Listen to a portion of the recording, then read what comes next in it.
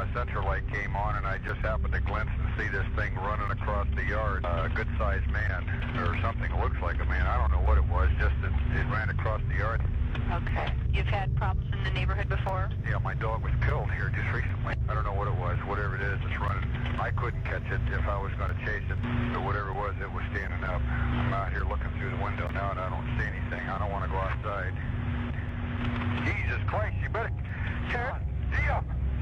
Hello?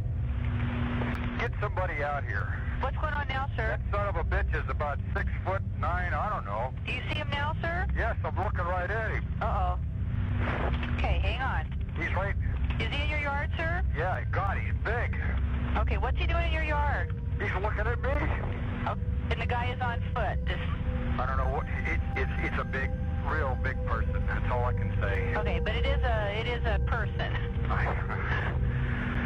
Yeah, I'd say it was a person, somebody really big. But he's all in black.